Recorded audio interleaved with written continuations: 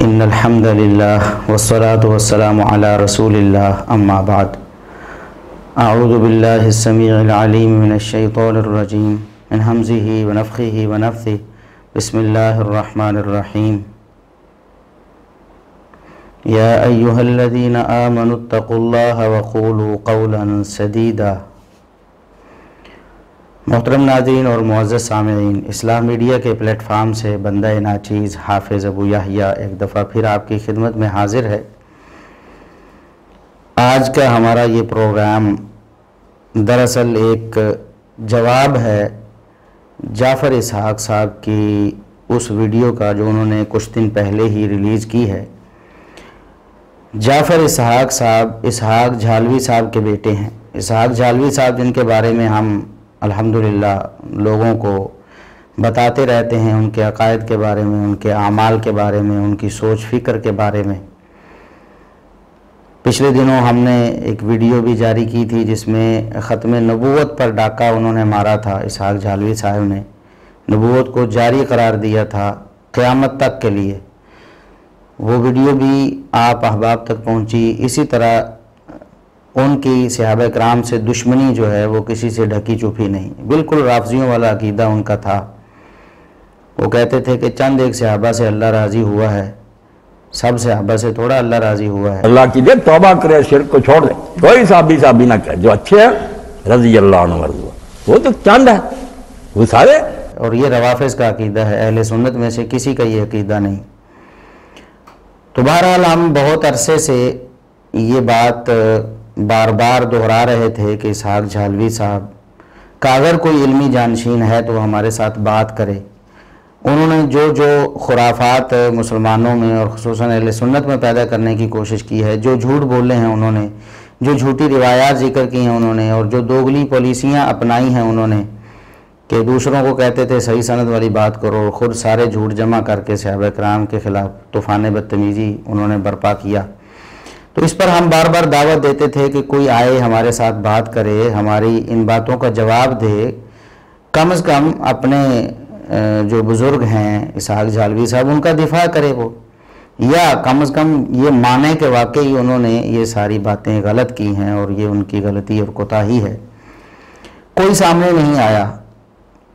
تقریباً 2 سال پہلے کی بات ہے، 1.5-2 سال پہلے اسحاق جھالوی صاحب کے بیٹے جعفر اسحاق صاحب انہوں نے یہ حامی بھر لی تھی، باقاعدہ طور پر انہیں کال کی علی الحسن نقوی نامی ایک بندے نے، اور یہ وہ بندہ ہے علی الحسن نقوی جو اسحاق جھالوی صاحب کا بھی بڑا قریبی رہا اور اب مرزا انجینئر محمد علی صاحب کا بھی بڑا قریبی آدمی ہے۔ اس نے میرے سے بھی رابطہ کیا تھا اور کہا کہ آپ جعفر اسحاق صاحب سے بات کریں، تو میں نے کہا ہم تو بہت عرصے سے اس بات کو ترس رہے ہیں کہ کوئی تو ہو جو علمی جانشین ہونے کا ان کا دعویٰ کرتا اور ہمارے ساتھ بات کرے۔ تو کوئی بات کرنے کے لیے تیار نہیں ہوا، اور اگر اب جعفر اسحاق صاحب بات کرنے کے لیے تیار ہیں تو بہت اچھی بات ہے۔ دنیا کے سامنے دودھ کا دودھ اور پانی کا پانی ہو جائے، ساری حقیقت دنیا کے سامنے آئے کہ کون سچا کون جھوٹا ہے، اور کیا کوئی علمی دلائل تھے اسحاق جھالوی صاحب کے پاس، یا ان کے پیچھے جو ان کی ذریت ہے کیا ان کے پاس کوئی علمی دلائل ہیں۔ لیکن انہوں نے حامی بھر لی جعفر اسحاق صاحب نے، اور وہ باقاعدہ آڈیوز موجود ہیں جس میں جعفر اسحاق صاحب باقاعدہ طور پر اس بات کا اقرار کر رہے ہیں کہ میں اپنے ابا جی اسحاق جھالوی صاحب کی ایک ایک بات کا دفاع کرنے کے لیے تیار ہوں۔ جعفر اسحاق صاحب خیریت ہے سر؟ جی الحمدللہ۔ بس سر آپ کا جو پیغام تھا نا کہ آپ مفتی محمد اسحاق صاحب رحمہ اللہ تعالیٰ کی تمام جو ان کی یعنی کہ علمی تحقیقات تھی ان کا دفاع کرنے پہ علمی انداز میں تیار ہیں، ایک لفظ تاری بھائی، ایک لفظ کا، تو وہ میں نے پیغام دنیا بھر کے تمام مکاتب فکر کے علماء تک پہنچایا ہے اپنے تئیں جو کر سکوں۔ اس پہ سر ایک صاحب ہیں، یہ میں ریکارڈ پہ بھی چیز آپ کی لا رہا ہوں، یہ ایک صاحب ہیں حافظ ابو یحییٰ نور پوری صاحب۔ میں نے کہہ دیا کہ میرے والد صاحب کی زندگی میں جو بھی لفظ نکلا انہوں نے سوچ کے اور للکار کے کہا، میں اس کے دفاع کے لیے، کیونکہ انہوں نے خود ہی دفاع۔ لیکن اس کے بعد پھر انہوں نے اس بات سے راہ فرار اختیار کر لی۔ ہم بار بار یہ مطالبہ کرتے رہے کہ اپنے وعدے کے مطابق آپ آئیں ہمارے پاس बल्कि वो अली हसन नकवी साहब ने उन्हें बताया था कि वो आपको सरगोदा में बुला रहे हैं। वो कहते हैं आप सरगोदा में आ जाएं या अपने पास हमें बुला लें फैसलाबाद में किसी जगह टाइम तय करके। लेकिन जाफर इसहाक साहब ने बात करने से साफ इनकार कर दिया। 2 साल तक तकरीबन वो शायद नेपाल के जंगलों में चले गए थे, बिल्कुल खामोशी से उन्होंने गुजारे हैं, अपने वादे के मुताबिक बात करने के लिए तैयार नहीं हुए। लेकिन अभी पिछले दिनों फिर एक नई वीडियो रिलीज कर दी और कहा कि मैं अपने अब्बा जी की एक एक बात का दिफा करने के लिए तैयार हूँ। मैंने ये ऐलान किया था और अब फिर कर रहा हूँ कि हज़रत मौलाना की ज़बान से जो भी लफ्ज़ निकला है उस पर किसी को जो भी एतराज़ है वो हमसे राब्ता करे, हम इंशाअल्लाह ताला उनका जवाब देंगे। हम दोबारा ये अर्ज़ करते हैं कि आपके अब्बा जी की बहुत सारी खुराफात, उनके बहुत सारे गंदे अकायद और उनकी इंतहाई सती सोच और फ़िक्र जो अहले सुन्नत से सराहतन मुतसादिम है, उसके बारे में हम अल्लाह के फजलो करम से बहुत सी वीडियोस बना चुके हैं और आपने उनमें से किसी का भी जवाब नहीं दिया। आप कम अज़ कम उन वीडियोस का जवाब देते या हमारे साथ बिलमुशाफा बातचीत के लिए तैयार होते, लेकिन आपने इनमें से किसी भी चॉइस को कबूल नहीं किया। और अभी आप दोबारा से ये बात कर रहे हैं कि मैं जनाब अपने अब्बा जी की एक एक बात जो भी उनकी ज़ुबान से निकली है मैं उसका दिफा करने के लिए तैयार हूँ। तो जाफर इसहाक साहब मैदान हाजिर है, हम आपसे ये इल्तिमास करते हैं कि आप हमें वक़्त दें कि इस दिन मैं सरगोदा आने के लिए तैयार हूँ। हम इंशाल्लाह आपकी मेज़बानी करेंगे, आपको एक मेहमान का प्रोटोकॉल देंगे और बाकायदा लाइव आपको सारी दुनिया के सामने बिठाएंगे और आपके सामने बैठकर आपसे सवालात करेंगे कि आपके अब्बा जी का ये अकीदा कैसा है, ये अकीदा कैसा है, ये उनका अमल कैसा है और ये झूठ है या नहीं और ये गुस्ताखी और तौहीन है या नहीं। तो आप अपने अब्बा जी का दिफा करिएगा। लेकिन ये क्या बात हुई कि 2 साल आप पीछे रहे, अपनी बात से मुकर के 2 साल मंजर आम से गायब रहे और अभी फिर दोबारा वही बात दोहरा रहे हैं। भाई अगर आप ये बात वाकई कर रहे हैं कि मैं अपने अब्बा जी का दिफा कर रहा हूँ या करूँगा, तो आप हमें बाकायदा ये बता दें, वीडियो में ये बता देते कि मैं सरगोदा आने के लिए तैयार हूँ, आप मुझे बुलाएं, मैं अपने अब्बा जी की हर बात का दिफा करूँगा।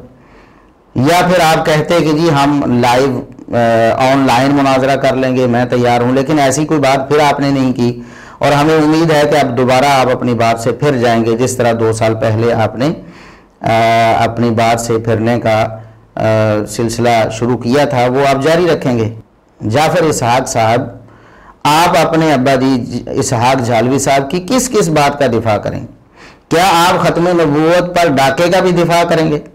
कितनी सही बात है, उनकी ज़ुबानी हमने आप लोगों को सुनाई भी, सारी दुनिया के सामने नशर भी की है, यूट्यूब पे आप भी मौजूद है। ख़त्म नबूवत के डाकू ये लिख कर आप सर्च करेंगे तो आपके सामने फ़ौरन इंशाअल्लाह हमारी वीडियो इस्लाह मीडिया की आ जाएगी और उसमें हमने ओरिजिनल क्लिप लगाया हुआ है इसहाक झालवी साहब का और वो वाशगाफ अल्फाज में ये बात कह रहे हैं कि नबी करीम सल्लल्लाहु अलैहि वसल्लम के बाद क़यामत तक नबी आते रहेंगे। बस इतनी सी बात करते हैं जी। नबी नबूवत का दावा नहीं कर सकते लेकिन नबी ज़रूर होंगे, उनको ये मकाम मर्तबा हासिल होगा नबियों वाला। और ये तो क़यामत के दिन पता चलेगा कि कितने बाद में आने वाले पहलों से आगे निकले हुए होंगे मकाम मर्तबे। वो होई है कि रसूल करीम जो तुसीं आंदे कि आप आखिरी नबी है कि आपकी उम्मत नबी बंद हो गए, ये रसूल की शान हुई है कि गुस्ताखी हुई। रसूल इब्राहिम अलैहिस्सलाम की नस्ल से नबी जमन से इब्राहिम अलैहिस्सलाम तो बाद रसूल आ गए तो नबी करते बंद, नबी पाक की उम्मत के पल्ले की रह गया? फिर मूसा की उम्मत चो इन्ने नबी हुए। बहुत खतरनाक सवाल है। अरे तो जान नहीं हर कोई छुड़ा सकता, मैं ही सिर्फ छुड़ा सकता जिन्हें शेख इब्न अरबी ने पढ़िया तो दीन समझा भाई कोई बंदा ना कहे कि नबूवत बंद है। यह खतरनाक गल है। ये कहो कि मनसबे नबूवत बंद है, पोस्टिंग नहीं होनी। हूँ कोई ऐलान नहीं कोई शख्स कर सकता कि मैं नबी हाँ ना लोगों को कहूँगा मैनू मनो या अपने बारे कह जरा नहीं मनता काफिर है। यह गल नहीं, यह खत्म। ये की है मनसबे नबूवत, मगर डिग्री मरतबा कमाल सब मौजूद। जिवें इतने बहुत सारे लोग MSc होने, मगर अगर हुकूमत ने उन्होंने ओहदा नहीं दिता, अफसर नहीं वो खवा सकते, ना नहीं रख सकते, वो हुकूक नहीं इस्तेमाल कर सकते। मगर मरतबे के लिहाज ना कई खादम साहब ना आला होने तालीम याफ्ता उम्मत फैद नहीं बंद। यार नबूवत दायमा इन्हूं करना चाहिए, इस उम्मत के अंदर भी नबूवत जारी है। नाउज़ुबिल्लाह नाउज़ुबिल्लाह, ये सराहतन कुफ्र है اور یہ ختم نبوت پر ڈاکہ ہے۔ اب ہوتا کیا ہے، عام طور پر جب ہم یہ ختم نبوت پر ڈاکہ ڈالنے کی ویڈیو لوگوں کے سامنے پیش کرتے ہیں تو پھر ایک پروپیگنڈا جو ہے جھالوی صاحب کے اندھے مقلدین ان کی طرف سے کرتے ہیں۔ وہ پروپیگنڈا یہ ہے کہ دیکھیں جی انہوں نے قادیانیوں کے خلاف اتنی ویڈیوز ریکارڈ کروائیں، اور بھائی قادیانیوں کے خلاف ویڈیو ریکارڈ کروا کر انہوں نے گویا یہ بتایا ہے کہ قادیانیوں تم بڑے جاہل ہو کہ نبی کریم صلی اللہ علیہ وسلم کے بعد صرف ایک نبی مانتے ہو، مرزا غلام احمد کو۔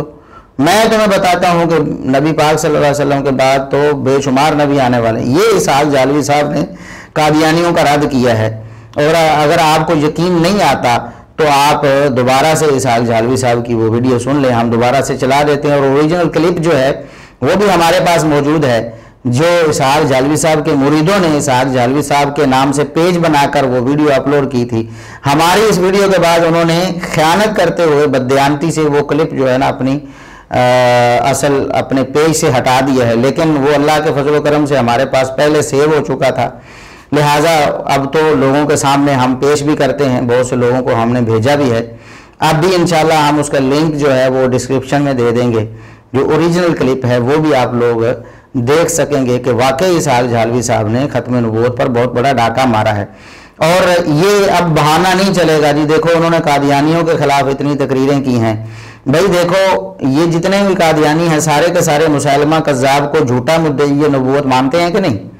نبی کریم صلی اللہ علیہ وسلم کے بعد سیدنا ابوبکر صدیق رضی اللہ عنہ کے عہد مبارک میں اس ملعون نے یہ جو دجال تھا مسیلمہ کذاب، اس نے جھوٹا دعویٰ نبوت کیا تھا۔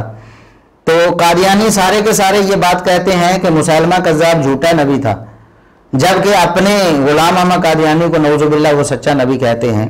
تو مسیلمہ کذاب کی نفی کر کے یا اس کو جھوٹا کہہ کر یہ لازم نہیں آتا کہ قادیانیوں نے ختم نبوت کا مسئلہ مان لیا ہے۔ اسی طرح اسحاق جھالوی صاحب نے قادیانیوں کو غلط کہہ کر ضرور ریکارڈ کروایا ہے، کلپس ریکارڈ کروائے ہیں، ویڈیوز بنوائی ہیں، لیکن اس کا یہ قطعاً مطلب نہیں کہ وہ ختم نبوت کو بھی مانتے ہیں۔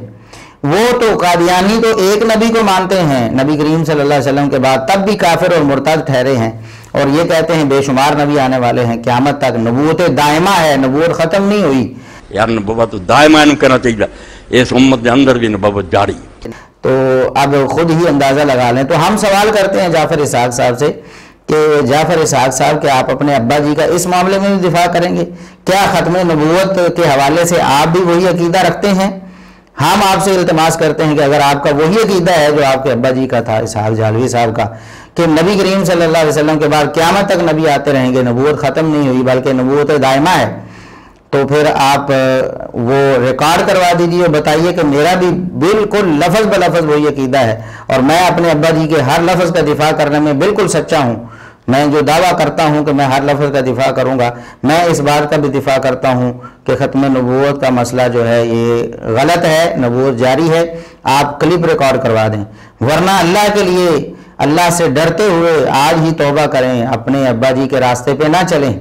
جو گمراہی ہے، جو اسلام اور پیغمبر اسلام اور قرآن اور سنت کی مخالفت ہے، اس کو فوراً چھوڑ دیں، توبہ کریں اللہ رب العزت سے، ورنہ آپ کا اللہ رب العزت کے ہاں جب آپ کی حاضری ہوگی تو کیا جواب دیں گے آپ؟ قیامت کے دن نبی اکرم صلی اللہ علیہ وسلم کے پاس حوض کوثر پہ کیسے چلے جائیں گے آپ، جبکہ ختم نبوت کے جو ڈاکو ہیں ان کا آپ دفاع کرتے رہے ہوں گے؟ اس لیے ہماری مؤدبانہ التماس ہے جعفر اسحاق صاحب سے کہ جعفر اسحاق صاحب اتنے جذباتی نہ ہوں، اپنے ابا جی کو خیر بات کہہ دیں۔ دیکھیں انبیاء کرام نوح علیہ السلام اور دیگر انبیاء کرام، ان کا جو اسوہ ہے ابراہیم علیہ السلام، ان کا جو اسوہ ہے وہ ہمارے لیے بہت واضح طور پر یہ نمونہ ہے ہمارے لیے کہ اگر کتنا ہی خاص رشتہ دار کیوں نہ ہو، ابراہیم علیہ السلام کا جو والد تھا وہ مشرک تھا، وہ کافر تھا، ابراہیم علیہ السلام نے اس کی بات کا دفاع نہیں کیا بلکہ اس کے منہ پر بھی اس کو غلط کہا اور اس سے برات کا اظہار کیا۔ اسی طرح نوح علیہ السلام کا بیٹا وہ نافرمان ہو گیا، وہ کفر و شرک میں چلا گیا، وہ مسلمان نہیں ہوا، ان کی بات نہیں مانی، تو اللہ رب العزت سے صرف درخواست کرنے پر ہی اللہ رب العزت نے سختی سے یہ بات ارشاد فرمائی کہ آئندہ سے کسی مشرک کے لیے آپ نے اس طرح دعا کی تو پھر یہ درست نہیں ہوگا۔ تو یہ بات، یہ قرآن و سنت کی تعلیمات آپ کو کیوں سمجھ نہیں آتی ہیں؟ اپنے ابا جی کا جھوٹا دفاع چھوڑ دیں हाँ, अगर आप वाकई समझते हैं कि मेरे अब्बा जी ने सही कहा तो आप एक क्लिप रिकॉर्ड करवाएं और बताएं कि मेरा भी ये अकीदा है कि नबूवत ख़त्म नहीं हुई बल्कि क़यामत तक जारी रहने वाली है। नबी आते रहेंगे लेकिन ऐलान नबूवत नहीं करेंगे। क़यामत के दिन पता चलेगा, नऊज़ुबिल्लाह, जिस तरह आपके अब्बा जी कहते थे, क़यामत के दिन पता चलेगा बाद में आने वाले पहले नबियों से भी अफजल हो। इन्ना लिल्लाहि व इन्ना इलैहि राजिऊन। हम अब भी आपको दावत फ़िक्र देते हैं और कहते हैं कि आप होश के नाखुन ने जज्बातियत से बाहर निकलें। ये जो तासुब है नस्ली कि मेरे अब्बा जी ने चूँकि कह दिया है, उस पर मैं डट गया हूँ, आप ऐसे कामों से बाज रहें। अब आगे आते हैं, जाफर इसहाक साहब ने हम पर झूठा इल्ज़ाम लगाया। कहते हैं कि अभी तक आपकी तरफ से कोई एतराज़ नहीं आया। कहते हैं कि मेरे अब्बा जी पर आपने आज तक कोई एतराज़ नहीं किया। आपने कोई एतराज़ उठाया हो उनका क्लिप सामने रख कर। कहते हैं ऐसा नहीं हुआ कि आपने उनका क्लिप सामने रख कर कोई एतराज़ उठाया हो। आपने तो अभी तक उनका नाम लेकर गालियां ही दी हैं उन्हें। जहाँ तक आपका तल्लक है, आपकी ज़ात का तल्लक है, अभी तक आपकी तरफ से कोई एतराज़ नहीं आया। आपने कोई एतराज़ उठाया हो उनके क्लिप को सामने रख कर, आपने ये एतराज़ उठाया हो कि हमें इस बात पर ये एतराज़ है, आप उठाएं, इंशाअल्लाह ताला हम जवाब दें। आपने तो अभी तक उनका नाम लेकर गालियाँ ही दी हैं उन्हें। जाफर इसहाक साहब, आप कितने लोगों को बेवकूफ़ बना लेंगे ये बातें करके? चंद एक होंगे जो बेचारे बेवकूफ़ बन जाएंगे। हमारी वीडियोस अल्लाह के फजल करम से ऑन दी रिकॉर्ड मौजूद हैं और अल्लाह के फजल करम से 4-5 साल पहले से जो हमारी वीडियो, जब हमने सिलसिला शुरू किया था और उस वक़्त हमारा चैनल जो था वो अहले सुन्नत पाकिस्तान के नाम से था, यूट्यूब चैनल, जो मिर्ज़ा इंजीनियर साहब ने यूट्यूब की मिन्नत समाजत करके हमारे ख़िलाफ़ कॉपीराइट क्लेम करके कि हमने उनकी वीडियोस लोगों को दिखाकर उनकी हकीकत क्यों वाज़े की है, हमारा चैनल बंद करवा दिया था। फिर हमने दोबारा वो वीडियोस फिर अपलोड कर दी थी और कई और चैनल्स पर वो वीडियोस अपलोडेड हैं और अब भी इंशाल्लाह हम उसका लिंक डिस्क्रिप्शन में दे देंगे कि सबसे पहली वीडियो जो हमारी इस सिलसिले दिफाए सहाबा की सबसे पहली वीडियो, वो वीडियो ही यही थी कि इसहाक झालवी साहब ने सही बुखारी की एक हदीस को झूठ बोलकर ज़ईफ़ करार दिया, बल्कि झूठा कहने की कोशिश की, उसको सही बुखारी पर हमला किया झूठ बोलकर। इस हदीस के बारे में बात तो शायद कभी मौका मिले, मगर मैं ज़िमरन कह दूं कि बेशक ये बुखारी में है, मुसन्नफ अब्दुल रज़ाक में, मगर कौन बयान करता? शुरू से लेकर सारे शामी हैं। कोई मक्के का, मदीने का, इराक का, दुनिया के किसी मुसलमान मुल्क में किसी को खबर नहीं है कि हुजूर ने ये इतला दी थी। सिर्फ शामी बयान करते हैं। जहाँ दारुल हुकूमत था मुआविया रज़ी अल्लाह का, बाद में यजीद और उनकी सारी औलाद, कुल्लुहुम शामी, पहले से लेकर आखिरी रावी तक सब शामी। और हमने साबित किया कि सही बुखारी की वो हदीस बिल्कुल सही है। ये हमारी पहली वीडियो थी और हमने बादलील अल्लाह के फजल करम से बात की थी कि इसहाक झालवी साहब ने कई एक झूठ बोले हैं। उनमें से एक झूठ ये था कि सही बुखारी की हदीस मनगढ़ंत है, नऊज़ुबिल्लाह। और एतराज़ ये किया था कि ये सारे शामी रावियों ने बयान की है, जबकि हमने बताया कि वो तो मदनी रावियों की सनद से भी सही बुखारी में ही मौजूद है। तो फिर आपका वो बहाना कहाँ चला गया? वैसे भी शामी जब सिखा है तो फिर उनकी रवायत सही है। ये क्या ढोंग हुआ कि जब अपने खिलाफ आई तो फिर उसको रद्द कर दिया, अपने हक में आई तो झूठ भी है तो उसको भी आगे फैला दिया, जैसा कि हमने बहुत सारे क्लिप्स ऐसे बनाए हुए हैं। और जाफर इसहाक साहब ने ये जो झूठ बोला है कि हमने उन्हें गालियां दी हैं, उनका क्लिप सामने रखकर कोई जवाब नहीं दिया, तो जाफर साहब अल्लाह को आपने जान देनी है। अभी आप यूट्यूब पर जाएँ, इस्लाह मीडिया लिखें, स्पेस देकर कीवर्ड लिखें, सर्च दें, कीवर्ड क्या, इस्लाम मीडिया लिखकर आगे लिखें इसहाक झालवी और फिर आप उसे सर्च दे दें। आपको दर्जनों क्लिप्स ऐसे फौरन वो जो ऊपर सरे फहरिस्त आ जाएंगे, आप उनको सुन के देख लें कि क्या हमने दलील के साथ उनके क्लिप्स लगाकर क्या उनके झूठ को, उनकी खयानत को, उनकी बददयानती को, उनकी तौहीन और गुस्ताखी को वाज़े नहीं किया है? फिर आपने ये झूठ क्यों बोल दिया? आखिर कितने लोगों को आप कैसे धोखा दे लेंगे और कब तक धोखा दे लेंगे ये बातें करके? अब हम बताते हैं कि हमने अल्लाह के फजल करम से कभी गाली नहीं दी है। कहते हैं जी गालियां देते हैं, आपने मेरे अब्बा जी को हमेशा गालियां ही दी हैं। हम कहते हैं गालियां देना आपके अब्बा जी का काम था, हमारा नहीं है। और हम ये बात भी अल्लाह के फजल करम से पूरी जिम्मेदारी के साथ और दलील के साथ करते हैं कि आपके अब्बा जी गालियां देने में बड़े एक्सपर्ट थे और ख़ुद इस बात का एतराफ़ बहुत से लोगों ने किया हुआ है जो आपके और आपके अब्बा जी के बड़े पसंदीदा हैं।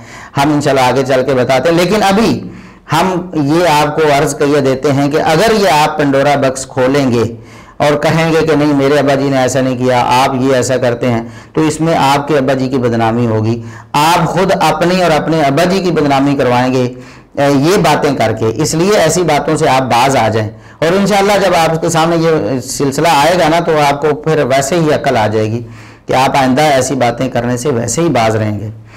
اسحاق جالوی صاحب بہت بڑی بڑی گالیاں دیتے تھے، اور یہ بھی دیکھیں نا، یہ آپ کا ہی طرز عمل ہے کہ اس کی وجہ سے ہم یہ چیزیں سامنے لانے پر مجبور ہو گئے، ورنہ ہم نے مرزا صاحب کی گالیاں تو پہلے لوگوں کو بتائی ہوئی تھیں، کیونکہ وہ بھی دعویٰ کرتے تھے میں نے کبھی گالی نہیں دی، تو ہم نے وہ بھی ان کے سامنے دنیا کے سامنے رکھ دیا کہ مرزا انجینئر صاحب کتنی گالیاں دیتے ہیں۔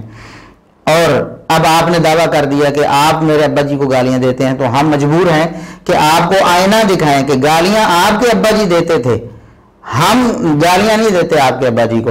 اچھا جی چلیں چند ایک مثالیں آپ کے سامنے رکھ دیتے ہیں، یہ ایک جھلک ہے ادنا سی، ایسا نہیں کہ ہم نے ساری گالیاں جمع کر لی ہوں، چند ایک گالیاں صرف آپ کو صرف یہ بتانے کے لیے کہ آپ کے ابا جی بہت گالیاں دیتے تھے۔ اب مثال کے طور پر وہ اپنے ایک لیکچر میں کہتے ہیں کہ جیڑا کتا اٹھتا ہے علی نو بھونکدا ہے، یعنی جو کتا اٹھتا ہے علی رضی اللہ عنہ پر بھونکتا ہے۔ یہ بات تو ٹھیک ہے کہ علی رضی اللہ عنہ پر بھونکنے والا کتا ہی ہو سکتا ہے، کوئی مسلمان نہیں ہو سکتا، کوئی منافق ہی ہو سکتا ہے، لیکن آگے جو آپ کے ابا جی نے یعنی ظلم ڈھایا ہے، کہتے ہیں شاہ ولی اللہ اور ابن تیمیہ جیسے انہوں علی تے گلا ہے۔ جڑا اٹھتا کتا بھونکدا کبھی کو کسی دی حمایت کردا کوئی حضرت علی دے پیش پہ بڑے بڑے امام ابن تیمیہ اور شاہ ولی اللہ جیسے سے مینوں گلا کہ وہ کیویں لکھ دیا علی نے یار کی کیتا اپنے زمانے صرف مسلمانوں لڑدا رہا۔ کہتے ہیں کہ شاہ ولی اللہ اور ابن تیمیہ جیسے جو ہیں وہ علی رضی اللہ عنہ سے گلہ رکھتے ہیں، یعنی اپنے دل میں ان کے بارے میں رنج رکھتے ہیں۔ نعوذ باللہ نعوذ باللہ، لعنت اللہ علی الکاذبین، لعنت اللہ علی الکاذبین۔ کتنا بڑا جھوٹ بولا ہے انہوں نے دو بڑے بڑے بزرگان امت پر، اور ہم بتاتے ہیں کہ یہ جو اسحاق جالوی صاحب ہیں اتنے گرگڑ کی طرح رنگ بدلتے تھے، صبح اور ہے، شام اور ہے، دن اور ہے، رات اور ہے، آج محرم اور ہے، سفر اور ہے، محرم میں کچھ کہہ رہے ہیں، سفر میں کچھ کہہ رہے ہیں، اگلی تقریر میں کچھ کہہ رہے ہیں، پچھلی میں کچھ کہہ رہے ہیں۔ ابن تیمیہ رحمۃ اللہ علیہ جسے علی رضی اللہ عنہ سے گلا ہو، ابن تیمیہ رحمہ اللہ تعالی اسے مسلمان ہی نہیں سمجھتے ہیں، اس کو ملعون سمجھتے ہیں اور اس کو گھریلو گدھے سے برا سمجھتے ہیں۔ یہ بات انہوں نے اپنے فتاوی میں برملا لکھی ہے کہ چاروں خلفاء میں سے کسی ایک کی خلافت پر بھی جو تان کرتا ہے، یعنی جسے گلہ ہوتا ہے، ظاہر ہے علی رضی اللہ عنہ کا گلہ یہی ہوگا نا، اپنی خلافت میں انہوں نے کوئی غلط کام کیا تو یہی گلہ ہے، تو وہ کہتے ہیں کہ چاروں کی خلافت میں سے کسی ایک کی بھی خلافت پر جو تان کرتا ہے وہ اپنے گھریلو گدھے سے بھی بدتر ہے، برا ہے وہ۔ اب آپ خود اندازہ لگا لیں کہ ابن تیمیہ رحمۃ اللہ علیہ کیسے نعوذ باللہ سیدنا علی رضی اللہ عنہ سے کوئی رنج رکھ سکتے ہیں، اور خود جالوی صاحب نے یہ بات مانی ہوئی ہے کہ ابن تیمیہ رحمۃ اللہ علیہ ناسبی نہیں تھے۔ علی رضی اللہ عنہ سے جو گلہ رکھے، جو رنج رکھے یا ان کے بارے میں دل میں میل رکھے، وہ تو ناسبی ہوتا ہے، اور خود بابا اسحاق جالوی صاحب وہ خود اپنی زبان سے یہ اقرار کر چکے ہیں کہ ابن تیمیہ رحمۃ اللہ علیہ ناسبی نہیں تھے۔ اب مسئلہ ہے کہ آپ امام ابن تیمیہ کو بھی کوٹ کرتے ہیں اپنے اس میں بہت اچھا، اب مسئلہ یہ ہے کہ امام ابن تیمیہ کو میں نے بھی اسٹڈی کیا ہے، ان کے مجھے بھی کئی نظریات میں ایسی خرابیاں نظر آئی ہیں، اور بعض اوقات آپ کو بھی اندازہ ہوا ہوگا، بعض اوقات جب وہ شیعہ کے رد میں لکھتے ہیں تو بعض اوقات ناسبیت کی بو آتی ہے ہم سے، سیدنا علی کے فضائل پہ وہ بعض اوقات صحیح حدیث کو ضعیف کرنے کی کوشش کرتے ہیں۔ تو آپ کا امام ابن تیمیہ کے بارے میں کیا کنسیپٹ ہے کہ وہ اہل سنت میں؟ یہ میرے پاس ایک کتاب جو آئی نا سعودیہ سے، وہ آپ کو بھی پھر مہیا کر دیں گے، اس کا فوٹو اسٹیٹ، لم یکن ابن تیمیہ ناسبیا، انہوں نے ان کی صفائی دیا کہ بالکل انہوں نے نا حضرت علی صاحب کو ان کا مقام صحیح دیا، خلیفہ راشد مانا، جو ان سے لڑے ان کو ناحق سمجھا۔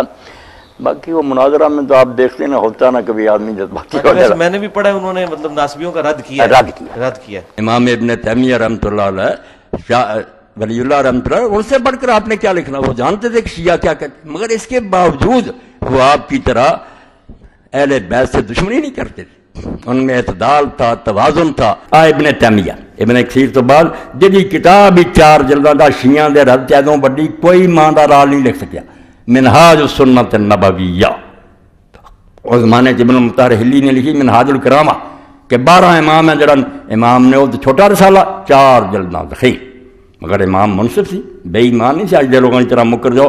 تیرا رام ذہبی سے پڑھوں 3 جلد دیکھ لو، یہ ذہبی اور ابن کثیر اور امام ابن تیمیہ جتنی نرمی کر سکتے تھے ان کے بارے میں کی ہے، اللہ سے ڈرتے تھے، بہت نرمی کی ہے کہ کچھ گنجائش نکالو، مگر حق لکھ دیتے۔ لیکن خود دیکھ لیں بددیانتی کی انتہا ہے کہ نعوذ باللہ پہلے کتے کا ذکر کر کے کہ کتے علی رضی اللہ پر بھونکتے ہیں، اور آگے شاہ ولی اللہ اور ابن تیمیہ رحمۃ اللہ علیہ کا ذکر کیا، یعنی نعوذ باللہ ان دو بزرگان امت کو کتا کہنے کی انہوں نے ناپاک کوشش کی ہے۔ یہ آپ کے ابا جی ہیں جو علماء امت کو کتا کہتے ہیں۔ ابھی آپ کو ہمارے اوپر گلا ہے کہ ہم ان کو گالیاں دیتے ہیں، ہم نے کبھی آپ کے ابا جی کو کتا کہا؟ نہیں کہا نا، حالانکہ وہ صحابہ کرام پر ایسے ہی زبان درازیاں کرتے تھے کہ مثال وہی بنتی ہے، لیکن ہم نے کبھی ایسی مثال بھی نہیں دی ہے، لیکن پھر بھی آپ ہمیں کہتے ہیں کہ ہم گالیاں دیتے ہیں۔ آپ کے ابا جی علماء امت کو کتا کہیں، آپ کو کوئی اعتراض نہیں، اور ہم علمی اعتراض کریں اور جھوٹ ان کے اور خیانتیں ان کی لوگوں کے سامنے رکھ کر دعوت فکر دیں تو آپ ہمیں کہیں کہ ہم گالیاں دیتے ہیں۔ اگلی گالی سنیں جی، کہتے ہیں لعنت ہے تمہارے محدث اور اہل حدیث ہونے پر۔ لعنت ہے تمہارے محدث ہونے تے اہل حدیث ہونے تے، یعنی اہل حدیث علماء اور محدثین پر تان کر رہے ہیں اور لعنت کر رہے ہیں، کہتے ہیں لعنت ہے تمہارے محدث اور اہل حدیث ہونے پر، نعوذ باللہ نعوذ باللہ۔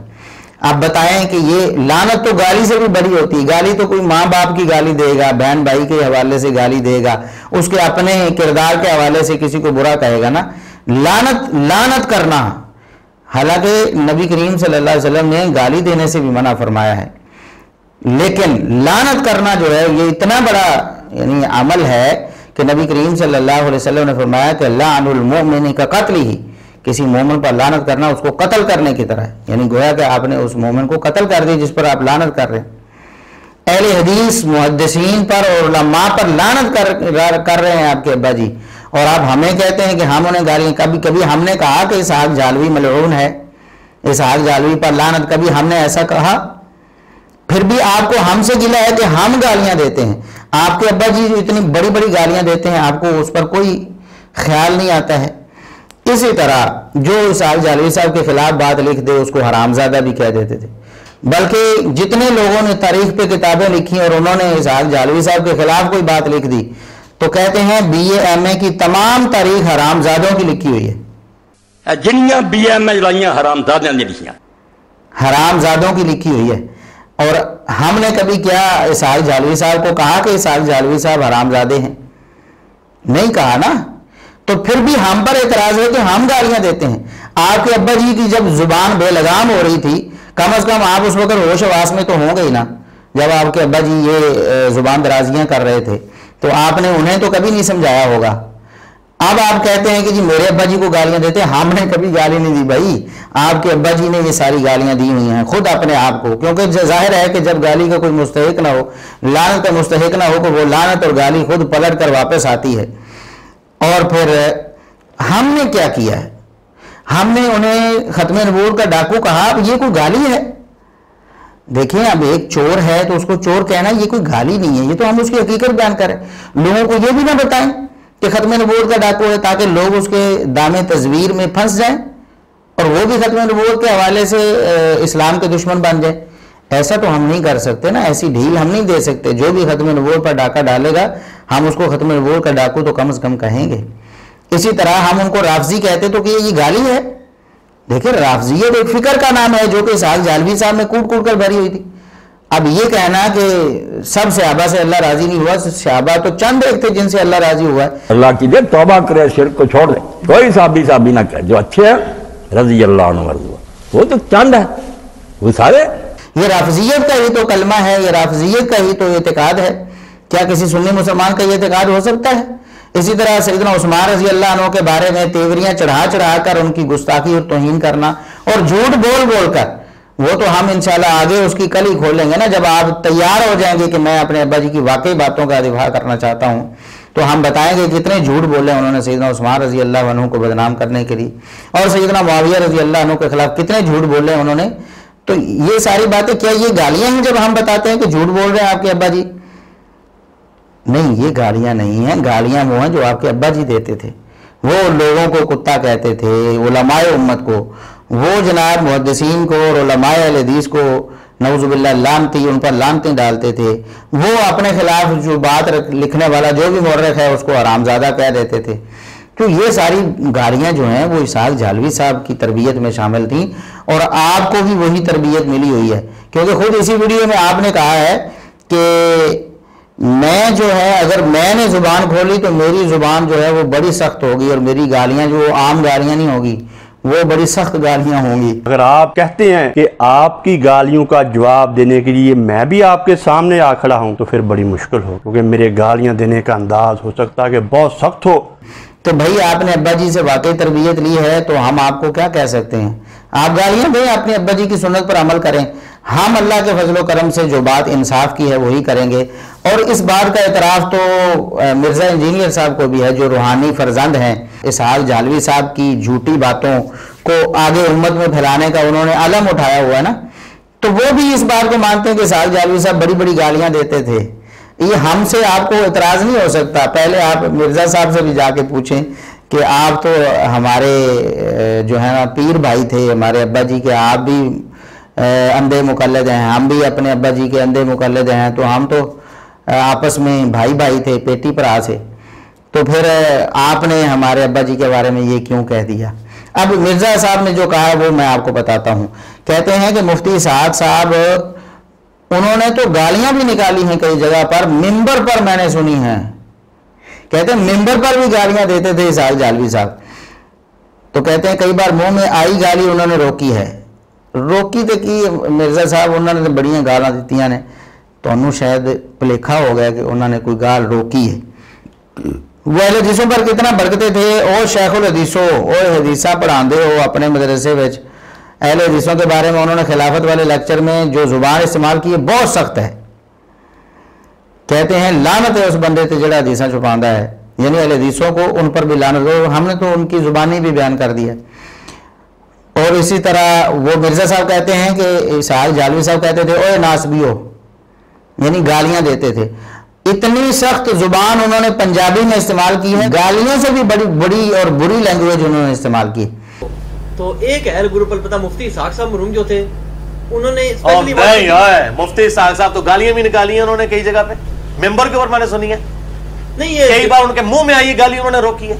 अहले हदीसों के बारे में जो उन्होंने खिलाफत के लेक्चर्स के अंदर जो जुबान इस्तेमाल की है बहुत सख्त है। लानत है उस बंदे उत्ते जेड़ा हदीसा छुपांदा है, मतलब दी हदीसा बयान करदा है। और नासबियो ए तुसा ए कर दो, इतने सख्त जुबान उन्होंने पंजाबी में इस्तेमाल की है, गालियों से बड़ी लैंग्वेज इस्तेमाल की है। मैं उनका बड़ा एहतराम करता हूँ। ये आप मिर्ज़ा साहब की जुबानी सुन सकते हैं। तो देखें, गालियों की गवाही तो हमें देने की जरूरत नहीं, आपके अब्बा जी की जुबानी हमने आपको गालियां सुनवाई और फिर आपकी जुबानी भी बताया कि आपने भी तरबियत और ट्रेनिंग वाकई ली हुई है और बड़ी सख्त सख्त गालियां आप निकाल सकते हैं। आप ना भी बताते तो हमें पता था कि आप बड़ी बड़ी गालियां निकाल सकते हैं, क्योंकि आपके अब्बा जी बड़ी बड़ी गालियां निकालते थे। और इंजीनियर साहब ने भी तो बात ही साफ कर दी। उन्होंने कहा कि मैं तो अपने कान से मिंबरों पर भी गालियां सुनी हुई हैं। अब ये झूठ बोलते हैं कि सैयदना अली रजी अल्लाह अन्हु को जो सैयदना मुआविया रजी अल्लाह अन्हु गालियां देते थे, दिलवाते थे मिंबरों पर, इस तरह की बातें झूठ बोलकर करते हैं ना। ये असल में खुद इन्होंने रवाफिज की सुन्नत इख्तियार की हुई है। रवाफजी इस तरह गालियां देते हैं मुसलमानों को, अहले सुन्नत को, और इसहाक झालवी साहब भी मिंबरों पर गालियां देते थे। तो मिंबरों पर गालियां देने वाले ये हैं, वो जो झूठ बोलते हैं ना सैयदना मुआविया रजी अल्लाह अन्हु के गाली देने या दिलवाने का, वो तो साबित नहीं है, लेकिन खुद ये अमल करके बता रहे हैं कि असल झूठे तो हम हैं जो मिंबरों पर गालियां देते हैं। इसलिए इस बात को आप जाने दें। ये जो बातें आप करेंगे तो इससे वो कहते हैं ना कि अपने ही पेट से कपड़ा उठाने वाली बात है। जितना ज्यादा आप इन बातों को कुरेदेंगे तो हम मजबूर होंगे कि आपके अब्बा जी के हवाले से और बातें लोगों के सामने रखें और आपके सामने रखें। इससे आप ही और आपके वालिद साहब ही बदनाम होंगे, हमें इससे कोई फर्क नहीं पड़ेगा। फिर हम आपको यहाँ ये बात बताते हैं कि इसहाक झालवी साहब जो थे वो एक तरफ तो सहाबा कराम के खिलाफ तूफान बदतमीजी वो खड़ा करते थे। सैयदना मुआविया रजी अल्लाह अन्हु को उन्होंने कैसर किसरा से मिला दिया, यानी कहते हैं कैसर किसरा क्या है और मुआविया क्या है, बराबर है। नऊजुबिल्लाह नऊजुबिल्लाह। ये सिर्फ चेहरा बदलता, वो कैसर है मुआविया, उदा दे महल है, उदा ही दरबान है, उदा ही सारा सोना चलती, फर्क की है। यानी कुफर तक लेके चले गए और इस इतनी गंदी गंदी जुबान उनके बारे में इस्तेमाल की इन्होंने کہ توبہ توبہ توبہ. تو لیکن دوسری طرف یعنی ان کی جو میں پہلے بھی بتا چکا ہوں کہ ان کی طبیعت کیسی گرگٹ کی طرح رنگ بدلتے ہیں. ایک موقع پر کہتے ہیں کہ جو یزید کو دوزخی کہتا ہے وہ بھی لعنتی ہے. میں کہنا یزید کے بارے میں اللہ کو دوزخی ہوئی لعنتی. یہ حوالہ میں نے ذرا جان بوجھ کے یہاں پیش کیا ہے کہ جو یزید کو دوزخی کہتا ہے وہ لعنتی. یہ اسحاق جعلوی صاحب کہہ رہے ہیں, ہم نہیں کہہ رہے. لہٰذا یہ جتنے بھی اندھے پیروکار ہیں نا اسحاق جعلوی صاحب کے, جو ہمیں صبح و شام دن رات گالیاں نکالتے ہیں, ہم بھی یہی بات کرتے ہیں. ہم کہتے ہیں کہ یزید کے حوالے سے اختلاف ہے امت میں, کوئی اس کو اچھا کہتا ہے کوئی برا کہتا ہے. یزید کو اچھا یا برا کہنے کی وجہ سے کسی کے دین ایمان پر یا کسی کے اہل سنت ہونے پر کوئی فرق نہیں آتا ہے. یہ اس کا اپنا معاملہ ہے, تاریخی روایات پر اس نے کیا تحقیق کی ہے. اگر وہ جان بوجھ کے اندھا دھند ایسی باتیں کر رہا ہے تو ظاہر ہے اللہ کے ہاں اس کو جواب دینا ہوگا. اور اگر اس کو یہ سمجھ آیا ہے کہ ان روایات کی بنا پر یزید کو اچھا یا برا کہنا چاہیے تو ظاہر ہے پھر اللہ کے ہاں وہ مجتہد ہوگا, اس نے انصاف سے فیصلہ کرنے کی کوشش کی ہے, غلط بھی ہو گیا تو. لیکن بہرحال اس کے مسلمان ہونے پر تو اتفاق ہے کہ یزید مسلمان تھا, کافر نہیں تھا. تو یہ جو لوگ ہیں, یہ جو اسحاق جعلوی صاحب کے اندھے مقلدین ہیں, وہ ہمیں گالیاں دے رہے ہوتے ہیں اور نعوذ باللہ سیدنا معاویہ رضی اللہ عنہ کو بھی دوزخی کہہ رہے ہوتے ہیں. وہ آپ کے بابا جی کہتے ہیں جو یزید کو دوزخی کہے وہ بھی لعنتی ہے. تو آپ یزید کے والد سیدنا معاویہ رضی اللہ عنہ کو, صحابی رسول کو دوزخی کہتے ہیں تو آپ پر تو ڈبل لعنت بنتی ہے نا. آپ اسحاق جعلوی صاحب کے بقول بھی لعنتی ہیں, بلکہ ڈبل لعنتی ہیں آپ جو سیدنا معاویہ رضی اللہ عنہ پر زبان کھولتے ہیں. اور اگر ہم برا نہ مانیں تو ہم یہ بھی کہتے ہیں کہ اسحاق جعلوی صاحب خود اس لعنت کا شکار ہو گئے تھے, کیونکہ وہ سیدنا معاویہ رضی اللہ عنہ کو نعوذ باللہ کیسر و کسریٰ کے برابر قرار دے رہے ہیں. تو ان کے بیٹے کے بارے میں کہتے ہیں کہ جو انہیں دوزخی کہے وہ لعنتی ہے, اور سیدنا معاویہ رضی اللہ عنہ جو صحابی رسول ہیں انہیں نعوذ باللہ اسلام سے نکال کے کیسر و کسریٰ کے برابر کر دیں تو پھر بھی کیا لعنت ان تک نہیں پہنچے گی. تو یہ بات ہم نے پیش کی ہے, اور یہ احمقانہ رویہ ہے کہ یزید کے بارے میں افراط و تفرید کا شکار ہو کر اہل سنت کو ملعون اور اس طرح کے ان پر فتوے لگانا. ابھی پچھلے دنوں ویڈیو میں نے دیکھی ہے, وہ مفتی حنیف قریشی صاحب ویسے اپنے آپ کو بریلوی کہتے ہیں لیکن وہ بریلوی نہیں ہے. عامر رضا خان بریلوی صاحب کے مذہب اور عقیدے پر وہ نہیں ہے.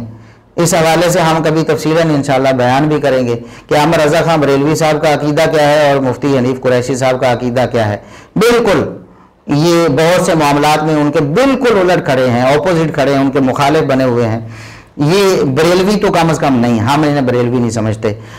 اور مفتی حنیف قریشی صاحب نے میڈیا پر, الیکٹرانک میڈیا پر, ایک چینل ٹی وی چینل پہ بیٹھ کے اس بات کو فرقہ وریت کو ہوا دینے کی کوشش کی, اور دعویٰ یہ کروا رہے تھے کہ میں فرقہ وریت کے خلاف بول رہا ہوں. بھئی یزید کو اچھا یا برا کہنے والے دنیا میں موجود ہیں علماء, اور یہ کہنا کہ جو یزید کی حمایت کرتا ہے یا یزید کو اچھا کہتا ہے یا اس پر لعنت نہیں کرتا, وہاں یہ پروپیگنڈا کر رہے تھے, زور دے رہے تھے کہ یہ کہلوایا جائے ایک اہل حدیث عالم سے کہ یزید پر میں لعنت کرتا ہوں. جب انہوں نے نام لے کر یزید پر لعنت نہیں کی تو پھر انہوں نے کہا کہ دیکھو جی آپ خود لعنتی ہیں اور آپ اس طرح ہیں, آپ اس طرح کافر ہیں. اس طرح کے الفاظ بھی بولے کہ جو یزید پر لعنت نہیں کرتا وہ ایسا ایسا ہے. حضرت حسین رضی اللہ عنہ کی شہادت میں جس کا جس انداز سے بھی کردار ہے میں اس پہ لعنت بھیجتا ہوں, میں اسے ملعون سمجھتا ہوں, اور میں اس کے بارے میں کبھی بھی خیر کا کلمہ نہیں کہہ سکتا. میں اب ایک مرتبہ پھر پوچھتا ہوں, ایک سیکنڈ میں مجھے بتا دیں کہ آپ یزید پر لعنت کرتے ہیں, یزید کی مذمت کرتے ہیں؟ ایک سیکنڈ میں مجھے جواب دیجئے ہاں یا نہ. میں وقت آپ نے بہت لے لیا. حضور نہیں دینا چاہ رہے, وہ کہہ رہے ہیں جو بھی ہے نہیں جو بھی نہیں. دیکھیں نا یہ تو کلی طور پر مطلق بات کر دوں میں جی, جو بھی جو ہے وہ اسلام کا مخالف ہے اس پر لعنت ہو, یہ کیا بات ہوئی؟ یہ منافقت ہے. جس دل میں حسین ابن علی ہوں اس دل میں لعنتی یزید کبھی بھی نہیں آ سکتا. یزید پوری امت کے نزدیک ایک بدبخت, بد کردار, شرابی, بدماش, اور جتنی آپ کے پاس کوئی خباستوں اور خرابیوں کو بیان کرنے کے جملے ہیں وہ اس لعنتی کے لیے آپ بولیں وہ کم میں, اس کی خباستیں, اس کی شرارتیں, اس کی کمینگیاں اس سے کہیں زیادہ ہیں. اللہ اکبر. پوری امت مسلمہ کے نزدیک یزید ہمیشہ کے لیے تمام امت مسلمہ کے نزدیک اس کے ساتھ نفرت رکھی گئی ہے. آپ मुहद्दिसीन किराम को देखें, सहाबा किराम को देखें, और उसके बाद तमाम मसालिक के उलमा को देखें, जितने भी मुसलमान हैं वो यजीद से नफरत और यजीद पर लानत और इस बदबख्त की मजम्मत करते नजर आते हैं। मैं इनकी अकल पर हैरान हूं, इन जाहिलों को जो लोग बुलाने वाले हैं मीडिया पर, मैं उनकी अकल पर भी और ज्यादा हैरान हूं। वो भी जाहिल होते हैं एंकर इस तरह के, और टीवी जो चैनल्स हैं उनके मालकान को तो वैसे रेटिंग चाहिए होती है या पैसा चाहिए होता है, जहां से भी आइए हराम हलाल, वो तो औरतों की इज्जत बेचकर अपनी बहन बेटियों को नंगा करके लोगों से पैसे वसूलते हैं, उनका तो क्या ही कहना है। तो ऐसे जाहिल लोगों को बुलाते हैं। देखें, लानत करने के बारे में इमाम अहमद बिन हंबल रहमतुल्लाह अलैह से सवाल हुआ कि यजीद पर लानत करनी है कि नहीं, और ये सुन्ना लिल खल्लाल में सही सनद के साथ साबित है। तो वो फरमाते, इमाम अहमद बिन हंबल फरमाते हैं ये जाहिल हैं खुद। वैसे तो कहते हैं कि सारे आइम्मा बरहक हैं, चारों आइम्मा बरहक हैं, उनमें अहमद बिन हंबल रहमतुल्लाह अलैह भी हैं, और इमाम अहमद बिन हंबल रहमतुल्लाह अलैह इमाम अहले सुन्नत हैं। और इमाम अहले सुन्नत क्या फरमाते हैं, पूछा जाए यजीद पर लानत करने के बारे में, तो उन्होंने आगे हदीस सुनाई कि नबी करीम सल्लल्लाहु अलैहि वसल्लम ने फरमाया कि मोमिन पर लानत करना उसको कत्ल करने की तरह, मोमिन पर लानत कैसे जायज हो सकती। यानी इमाम अहमद बिन हंबल रहमतुल्लाह अलैह ने साफ इनकार कर दिया यजीद पर लानत करने से। वो जाहिलो, तुम आज कहते हो कि जो यजीद पर लानत ना करे वो भी लानती है, नऊजुबिल्लाह। तो इमाम अहमद बिन हंबल पर आप फतवा लगा रहे हैं, शर्म नहीं आती आपको? कौन सी किताबें आपने पढ़ रखी हैं? ये झूठ बोल बोल कर, इंशाल्लाह इस पे हम कभी दोबारा से, वो जो प्रोग्राम इन्होंने किया था उसमें कितने झूठ बोले हैं इन्होंने, उस पर हम अलग से इंशाल्लाह जो है ना एक वीडियो बनाएंगे, अल्लाह ने कभी मौका दिया तो। अभी मैं सिर्फ यही अर्ज कर रहा हूं कि वो बार बार इसरार कर रहे थे कि यजीद का नाम लेकर उस पर लानत की जाए, और चूंकि यजीद पर लानत नहीं की जा रही थी नाम लेकर, तो कहा जा रहा था कि ये लानती हैं, ये काफिर हैं जो यजीद पर लानत नहीं करते। आपको शर्म नहीं आती? इमाम अहमद बिन हंबल रहमतुल्लाह अलैह को आप कह रहे हैं कि वो नऊजुबिल्लाह काफिर हो गए हैं या लानती हो गए हैं क्योंकि उन्होंने यजीद पर लानत करने से इनकार कर दिया। तो मैं ये अर्ज कर रहा हूं कि यजीद के बारे में दो आरा उम्मत में पाई जाती हैं, अच्छी या बुरी, हिमायत या मुखालफत। लेकिन ये कहना कि हिमायत करने वाला जो है वो अहले बैत का दुश्मन है, या वो मुनाफिक है, या वो अहले सुन्नत से खारिज है, या मुखालफत करने वाला वो राफजी है, या वो अहले सुन्नत से खारिज है, ये दोनों इंतहाएं हैं और ये बेवकूफ़ी और अहमकाना रवश है। इसमें कोई अक्लमंदी और कोई दानिशमंदी नहीं है। इस पर हम पूरा डिटेल्ड लेक्चर जो है वो पीछे रिकॉर्ड करवा चुके हैं, अहबाब उसे सुन सकते हैं। मैंने बताया था कि अब्दुल मुगीस हंबली रहमतुल्लाह अलैह और इब्न जौजी रहमतुल्लाह अलैह दो बड़े बड़े अहले इल्म है अपने दौर के, 6ठी सदी हिजरी के। दोनों ने अपना अपना नुक्ता नजर पेश किया है। दोनों ने, एक ने हिमायत पर यजीद की किताब लिखी, एक ने यजीद की मुखालफत पर किताब लिखी, और बाद वाले जो उलमा है, अल्लामा ज़ाबी रहमतुल्लाह अलैह, दोनों को खराज अक़ीदत पेश करते हैं। दोनों को आलिम, मुत्तकी और मुहद्दिस और पता नहीं क्या क्या करार अपने जज्बात का इजहार करते हैं, और आज आप कहते हैं कि जो यजीद की हिमायत करे वो लानती है, नऊजुबिल्लाह। तो आपको अल्लामा ज़ाबी रहमतुल्लाह अलैह से भी ज्यादा इल्म हो गया है। शर्म नहीं आती? मुफ्ती हनीफ कुरैशी साहब, आपको मैं माजरत करता हूँ कि जज्बात में आ गया हूँ, लेकिन कुछ बातें ऐसी होती, ये लोग हैं जो फिरका वरीयत को भड़काते हैं। यजीद का मामला ऐसा है, उलमा में इख्तिलाफ, अल्लामा गजाली रहमतुल्लाह अलैह, उनका मौक़िफ़ बड़ा मशहूर मारूफ है इस हवाले से।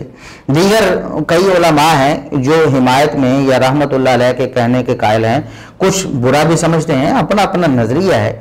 लेकिन इस नजरिए को की बुनियाद पर किसी एक फरीक को लानती या काफिर या इस तरह कहना और उसको मजबूर करना, ये फिरका वरीयत है। असल में ये आज पाकिस्तान में कोशिश की जा रही है फिरका वरीयत पैदा करने की, अहले सुन्नत नौजवानों को आपस में लड़ाने की और खून खराबा करने की, और ऊपर से झूठा इल्ज़ाम ये दे रहे हैं कि ये जो अहले हदीस या अहले सुन्नत जो जलसे कर रहे हैं सहाबा कराम की नामूस पे, ये CIA के एजेंट है, नऊजुबिल्लाह।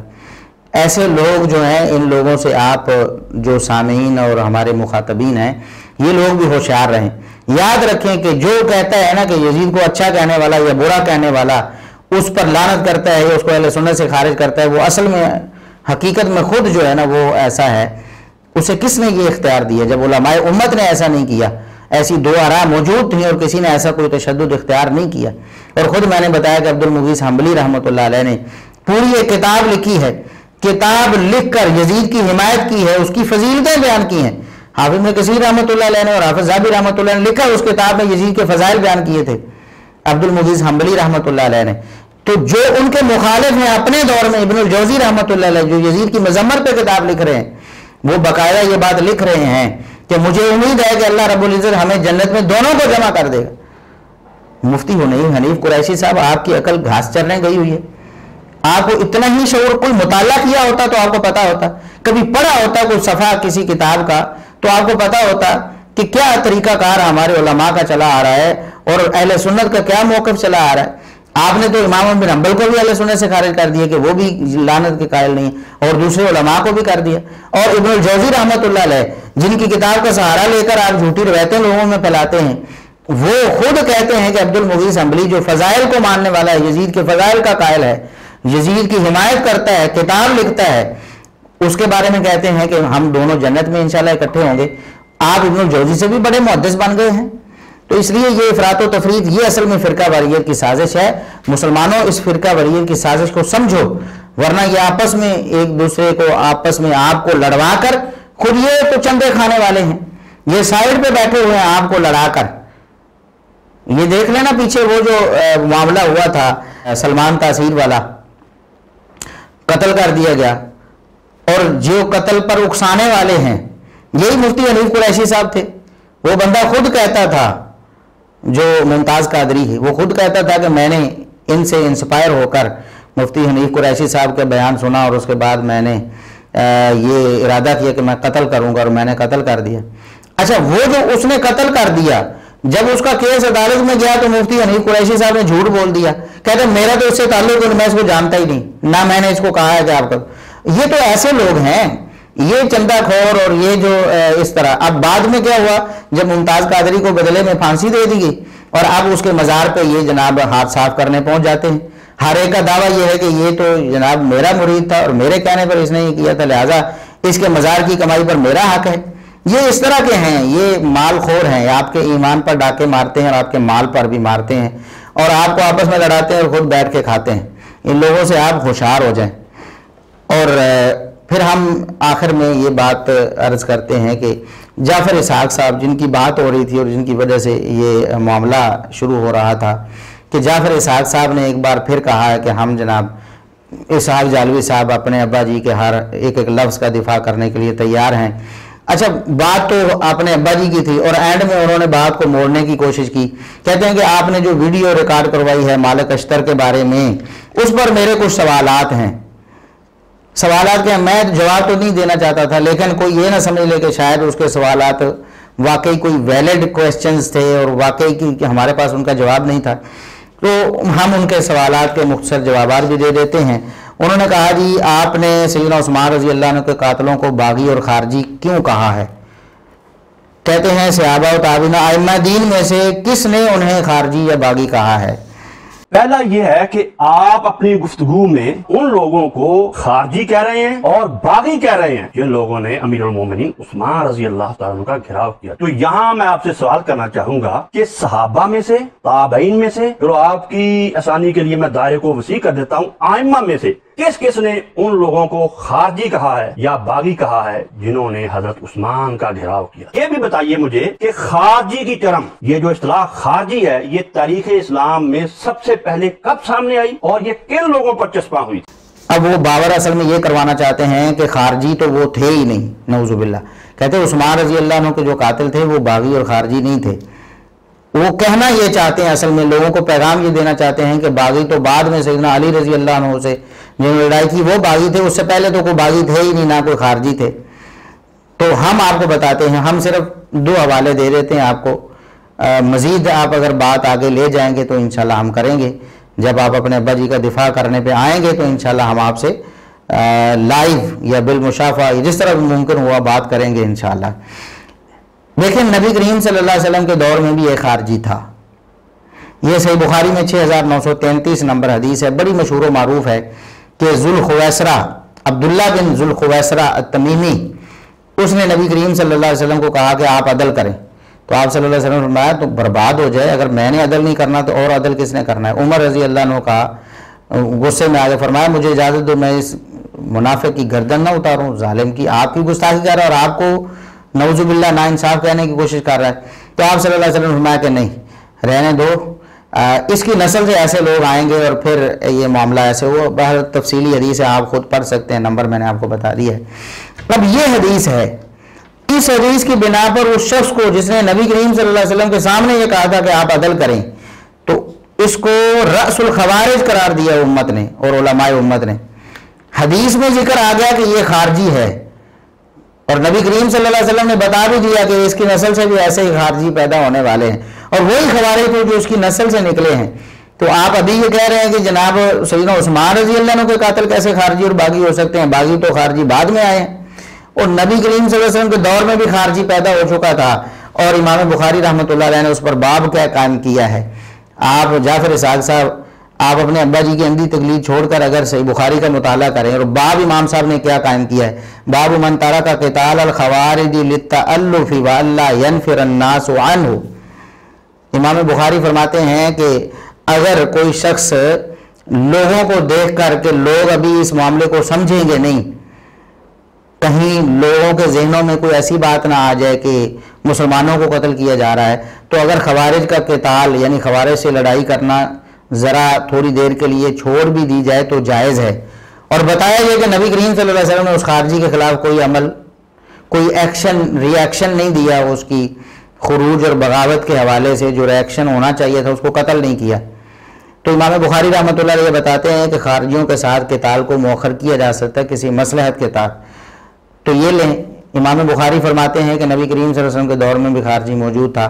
اور اسی طرح صحیح مسلم میں بھی امام مسلم رحمۃ اللہ علیہ نے جس سیاق میں اس حدیث کو ذکر کیا گیا اس پر علماء نے جو باب قائم کیا ہے، باب ذکر الخوارج و صفاتہم، خوارج اور ان کی صفات کا ذکر، اس کے تحت امام مسلم وہ حدیث لے کر آئے ہیں. یہی ذوالخویسرہ یعنی عبداللہ بن ذوالخویسرہ والی روایت. تو امام مسلم رحمۃ اللہ علیہ اور دیگر علماء امت کے نزدیک بھی یہ خارجی تھا، یعنی خوارج کا وجود جو ہے نبی کریم صلی اللہ علیہ وسلم کے دور میں راس الخوارج پیدا ہو چکا تھا. اب بھی آپ یہ اعتراض کر سکتے ہیں بھلا کہ دیکھیں جی خارجی تو بعد میں آئے ہیں، عثمان رضی اللہ عنہ کے قاتلوں کو کیسے خارجی کہا جا سکتا ہے؟ آپ ہمیشہ خارجیوں کے حامی ہیں، آپ کے ابا جی بھی حامی تھے. کیوں؟ سیدنا عثمان رضی اللہ عنہ کو شہید جو کرنے والے تھے اور آپ کی دشمنی ہے ان سے، تو جو سیدنا عثمان کے دشمن ہوں گے وہ آپ کے دوست ہوئے. نبی کریم صلی اللہ علیہ وسلم نے انہیں منافق قرار دیے. ہم صحیح مسند احمد سے صحیح سند کے ساتھ یہ بات ثابت کر چکے ہیں کہ نبی کریم صلی اللہ علیہ وسلم نے فرمایا عثمان منافق آپ سے مطالبہ کریں کہ یہ خلافت آپ چھوڑ دو، آپ نے خلافت نہیں چھوڑنی، یہاں تک کہ شہید ہو جانا ہے، میرے پاس آ جانا ہے، خلافت نہیں چھوڑنی. منافق فرمایا نبی کریم صلی اللہ علیہ وسلم نے. اور ابھی آپ خود خارجیوں کے منافق ہونے میں کیا شبہ ہے؟ یہ شخص جس نے نبی کریم صلی اللہ علیہ وسلم کے سامنے کہا کہ آپ عدل کریں، آپ عدل نہیں کر رہے، اس کے منافق ہونے میں کسی کو کیا شبہ ہو سکتا ہے؟ یہ جو خوارج ہیں یہ منافقین کی ہی ذریت ہے. کسی نے خارجی نے سارا کا سارا منافقین سے مستعار لے لیا معاملہ اور کسی نے کچھ لے لیا. اس لیے فرق بھی کیا ہے علماء نے، یعنی ان کو اعلی الاطلاق کافر کہنا، اعلی الاطلاق منافق کہنا، یہ بھی درست نہیں کہ کچھ لوگ انہوں نے تھوڑا اثر قبول کیا ہوتا ہے، کچھ لوگوں نے زیادہ کر لیا. تو بہرحال سیدنا عثمان رضی اللہ عنہ کے قاتلوں کو نبی کریم صلی اللہ علیہ وسلم نے منافق قرار دیا، اور خروج اور بغاوت، خارجی اور باغی ہونے کا ہم نے ثبوت پہلے دے دیا نبی پاک صلی اللہ علیہ وسلم کے دور میں بھی، اس لیے آپ کا یہ کوئی اعتراض بنتا نہیں تھا. پھر بھی ہم نے ذکر کر دیا. اب آگے سے پوچھتے ہیں کہ آپ کے نزدیک اس سند میں کوئی علت نہیں، جو مصنف ابن ابی شیبہ سے ہم نے سند پیش کی تھی جس کے مطابق مالک اشتر نخعی نے اعتراض کیا تھا کہ ہم نے سیدنا عثمان رضی اللہ عنہ کو شہید کیا. اب یہ دیکھیں نا، وہ خسیانی بلی جو ہے وہ کھمبا نوچے، یہ معاملہ ہو گیا ہے. اب کہتے ہیں ہمیں پوچھ رہے ہیں کہ کیا وہ آپ کے نزدیک سند میں کوئی علت نہیں. دوسرا میں آپ سے سوال کروں گا کہ آپ نے ایک روایت پیش کی ہے اور اسی روایت کی بنیاد پر آپ نے گفتگو کی ہے، مصنف ابن ابی شیبہ کی جو روایت آپ نے لوگوں کے سامنے رکھی ہے 37,757. اس روایت کو کس کس نے صحیح کہا ہے؟ کیا آپ کے نزدیک اس روایت میں کوئی علت نہیں ہے، کوئی کمزوری نہیں؟ اور بھائی ہم نے سند کو صحیح قرار دیا ہوا ہے، اگر آپ کے نزدیک کوئی علت ہے تو پیش کریں نا. یہ جو پہلیاں بجھانے والا کام ہے یہ ختم کریں، کھل کے میدان میں آئیں. اگر آپ میں اتنی کوئی علمی جرت ہے اور آپ کے نزدیک اس سند میں کوئی علت ہے تو آپ پیش کیوں نہیں کرتے؟ لوگوں کو بتائیں کہ یہ سند میں علت ہے. اس لیے اب یہ جو طفل تسلیاں ہیں وہ لوگوں کو آپ مطمئن نہیں کر سکتی. آپ اگر کوئی سند میں اعتراض ہے تو آپ پیش کیوں نہیں کرتے؟ پیش کریں. اور پھر ایک اور جہالت ماری ہے، کہتے ہیں الاور نامی جو شخص ہے اس روایت میں اس کا ذکر ہے، کیا وہ ثقہ ہے؟ کیا اس کی توثیق ثابت ہے؟ इस रिवायत में जो एक आदमी अल-आवर अश्तर को आकर खबर दे रहे हैं कि अमीरुल मोमिनीन अली रजी अल्लाह तआला अन्हु खुतबा दे रहे हैं और उन्होंने खुतबे में ये बातें इरशाद फरमाई हैं। ये जो रावी है अल-आवर, इसका पूरा नाम क्या है और क्या ये सिका रावी? हम कहते हैं कि इसका जवाब तो हम तब देंगे कि ये आपकी जहालत पर मबनी बात है। उस रिवायत से इसकी तौसीक का क्या ताल्लुक है? और अगर आप समझते हैं कि उसकी तौसीक चाहिए वरना वो रिवायत ज़ईफ है तो आप उस पर एतराज़ क्यों नहीं करते? ये आपकी जहालत का मुंह बोला सबूत है कि जिसकी तौसीक का कोई ताल्लुक ही नहीं उस सनद के साथ, आप उसकी तौसीक मांग रहे हैं। इस पर इंशाल्लाह हम तफसीली बात फिर करेंगे जब आप कोई इल्मी एतराज़ करेंगे इस रिवायत की सनद पर, और इंशाल्लाह आपके बस की बात नहीं। अगर आप कोई झूठ बोलेंगे, कोई खयानत करेंगे तो इंशाल्लाह लोगों के सामने वो रख दी जाएगी। और आखिरी बात जाफर इसहाक साहब के हवाले से ये है कि उन्होंने मौदूदी साहब पर ये तो इल्ज़ाम लगा दिया है कि मौदूदी साहब बेदलील बातें किया करते थे। मौलाना मौदूदी रहमतुल्लाह अलैह का आपने हवाला पेश किया है। मौलाना मौदूदी रहमतुल्लाह अलैह ने ये अपनी राय कायम की है और अपनी राय कायम करने से पहले ऐसी कोई रवायत पेश नहीं की जिसकी सनद भी सही हो और वो मोतबर हो। और ये बात करके वो अपने अब्बा जी इसहाक जालवी साहब के मद्दे मुकाबल आ गए। अब हम इनकी बात माने यानी पोता जी की, जाफर इसहाक साहब तो गोया मौदूदी साहब के पोते ही बनते हैं ना। इसहाक जालवी साहब तो गोया बेटे बनकर उनकी रूहानी ज़ुर्रियत बनकर उनका दिफा कर रहे थे और ये उनके आगे बेटे हैं। अब इसहाक जालवी साहब की बात माने इनके अब्बा जी की या ये बेटा जी की बात माने? अब्बा जी ये कहते हुए दुनिया से चले गए कि मौदूदी साहब ने एक एक लफ्ज़ बिल्कुल ठीक लिखा है। खिलाफत मलूकियत में जो भी लिखा है, कहते हैं कि कुछ झूठी रवायतें हैं लेकिन मैंने उनकी जगह बुखारी मुस्लिम की हदीसें लिख दी हैं, लिहाजा सारी बातें खिलाफत मलूकियत की सही हैं।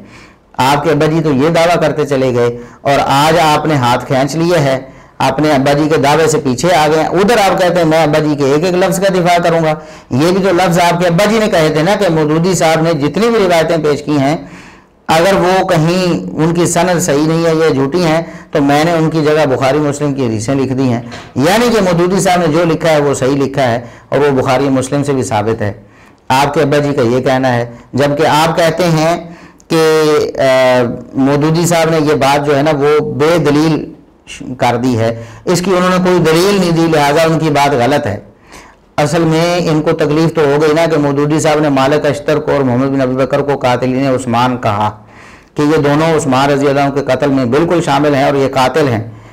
अब जो बात उन्होंने सही लिख दी, नसीब की बात है ना कि सारी झूठी बातें उनकी कबूल कर ली मौदूदी साहब की, और जो बात मौदूदी साहब ने सही लिख दी जो सही रिवायात से साबित और हम उस पर मुदल्लल गुफ्तगू भी कर चुके हैं उसको झुठला रहे हैं और मौदूदी साहब पर एतराज़ कर रहे हैं कि मौदूदी साहब ने ये गलत कहा और बेदलील कह दिया। तो अब अब्बा जी के साथ आप खुद ही मुकाबला करें। अब सच्चा कौन है ये भी ज़रूर बताइएगा, जब वीडियो रिकॉर्ड करें तो बताइएगा कि इस बात में मेरे अब्बा जी सच्चे हैं या मैं सच्चा हूं या दोनों ही झूठ बोल रहे हैं। तो मौदूदी साहब ने जो कहा था कि मालिक अश्तर और मोहम्मद बिन अबू बकर ये कातिलीन उस्मान हैं, बिल्कुल दुरुस्त कहा था। हम इस बात में मौदूदी साहब की हिमायत करते हैं। सच जो भी बोले, जो भी इंसान सही बात कहे हम उसकी तायीद करेंगे, चाहे कहने वाला कोई भी हो। तो हम मौदूदी साहब की इस बात की तायीद करते हैं कि उन्होंने ये बिल्कुल दुरुस्त लिखा है और ये हमने सही रिवायत से साबित भी पहले किया हुआ है कि मालिक अश्तर और मोहम्मद बिन अबू बकर दोनों कातिलीन उस्मान हैं। और अब इसहाक जालवी साहब के बेटे ने जाफर इसहाक साहब ने ये कह दिया जी मौदूदी साहब ने इस बार की कोई दलील नहीं दी और हम जनाब बेदलील बातों को मानने के मुकल्लफ नहीं हैं। तो आपने अपने अब्बा जी से क्यों ना पूछा उस वक़्त जब आपके अब्बा जी सारी दुनिया के सामने ये ऐलान कर रहे थे कि मैं जनाब खिलाफत मलूकियत का दिफा करूंगा। उसमें हर रिवायत को मैंने बुखारी मुस्लिम का हवाला देकर लिख दिया है कि वो सही है। आप ही अपनी अदाओं पर गौर करें, वरना हमने अगर अर्ज़ की तो फिर आपको शिकायत होगी। और अब आखिर में हम एक रिवायत का जायज़ा लेने वाले हैं। कुछ साथियों ने बार बार सवाल भी इस हवाले से किया है। हमने इस हवाले से एक पोस्ट भी लिखी थी कि सैयदना तलहा रज़ी अल्लाह अन्हु जो अशरा मुबशरा में से हैं, तलहा बिन उबैदुल्लाह रज़ी अल्लाह अन्हु अशरा मुबशरा में से हैं, बहुत अज़ीमुश्शान और जलीलुल क़द्र सहाबी हैं।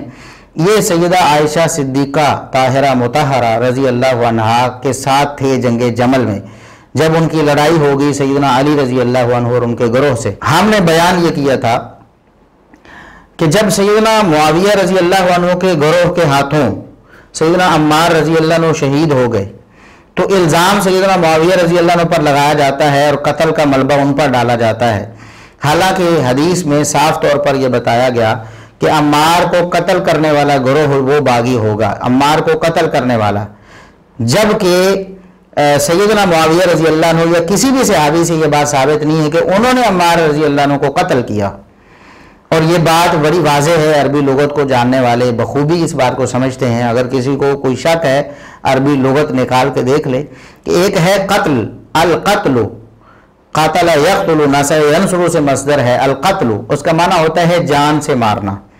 اور ایک ہے باب مفاعلہ سے مصدر قاتل یقاتل قتالا، باب مفاعلہ سے جو مصدر ہے نا قتال، اس کا معنی ہوتا ہے لڑائی کرنا، لڑائی کرنا. اس لیے سورہ حجرات میں جب اللہ رب العزت نے فرمایا کہ وَإِن طَائِفَتَانِ مِنَ الْمُؤْمِنِينَ اقْتَتَلُوا فَأَصْلِحُوا بَيْنَهُمَا فَإِن بَغَتْ إِحْدَاهُمَا عَلَى الْأُخْرَى فَقَاتِلُوا الَّتِي تَبْغِي حَتَّى تَفِيءَ إِلَى أَمْرِ اللَّهِ.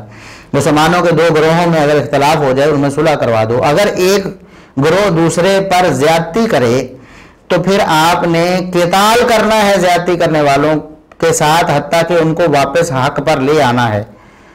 یہ نہیں کہا کہ مسلمان اور مومنوں کو قتل کر دو جو کسی پر زیادتی کر رہے ہیں، یہ نہیں کہا، قتل کرنے کا نہیں کہا، بلکہ قتال کرنے کا کہا کہ لڑائی کر کے. ظاہر ہے جب لڑائی ہوتی ہے، لڑائی کر کے ایک بندہ غالب ہو جاتا ہے دوسرا مغلوب ہو جاتا ہے تو پھر مغلوب کو کسی بھی بات پر منوایا جا سکتا ہے. تو یہی بات اللہ رب العزت نے فرمائی کہ فقاتلوا التی تبغی، جو زیادتی کرنے والی جماعت ہے اس کے ساتھ تم نے قتال کرنا ہے. یہ نہیں کہ انہیں قتل کر دینا ہے، قتال یعنی لڑائی کر کے انہیں مجبور کر دینا ہے کہ وہ حق کی طرف لوٹ آئیں. بالکل ایسے ہی یہاں جو حدیث میں آیا تھا کہ عمار رضی اللہ عنہ کو قتل کرے گی باغی گروہ، باغی جماعت، جبکہ سیدنا معاویہ رضی اللہ عنہ اور ان کے جو ساتھی صحابہ کرام ہیں ان میں سے کسی نے سیدنا عمار رضی اللہ عنہ کو قتل نہیں کیا، جان سے نہیں مارا. ہاں قتال ضرور کیا ہے، لڑائی ضرور کی ہے، وہ دونوں گروہوں نے کی ہے برابر. سیدنا علی رضی اللہ عنہ کے گروہ نے اور سیدہ عائشہ رضی اللہ عنہ کے گروہ نے، دونوں نے برابر لڑائی کی. ظاہر اختلاف ہوتا تو لڑائی ہوتی، دونوں اپنے آپ کو حق پہ سمجھ رہے تھے، دونوں سمجھ رہتے تھے دوسرا گروہ زیادتی پر ہے، اس لیے وہ قتال تو کر رہے تھے لیکن قتل سیدنا عمار رضی اللہ عنہ کو سیدنا معاویہ رضی اللہ عنہ یا کسی صحابی نے نہیں کیا. اور پھر ہم نے بطور الزامی دلیل کے طور پر کاؤنٹر نیریٹو جو پیش کیا تھا وہ یہ تھا کہ اگر سیدنا عمار رضی اللہ عنہ کے قتل کا ملبہ سیدنا معاویہ رضی اللہ عنہ پر ڈالنا درست ہے تو پھر نعوذ باللہ یہ بھی درست ہو جائے گا کہ سیدنا علی رضی اللہ عنہ پر سیدنا طلحہ رضی اللہ عنہ کی شہادت کا ملبہ ڈال دیا جائے. ایسے لوگ بھی دنیا میں موجود ہیں جو سیدنا علی رضی اللہ عنہ کو سیدنا طلحہ کا قاتل کہتے ہیں. حالانکہ سیدنا علی رضی اللہ عنہ نے نہ تو سیدنا طلحہ کو قتل کیا، نہ کسی کو حکم دیا کہ جاؤ طلحہ کو قتل کر کے آؤ. ہاں قتال ضرور کیا، لڑائی ضرور کی ہے سیدہ عائشہ رضی اللہ عنہ کے گروہ کے ساتھ. لیکن بعض لوگوں نے آگے سے یہ اعتراض کیا جی دیکھیں سیدنا طلحہ رضی اللہ عنہ سیدنا علی رضی اللہ عنہ کے گروہ کے ہاتھوں شہید نہیں ہوئے بلکہ سیدنا طلحہ رضی اللہ عنہ کو تو مروان نے شہید کیا.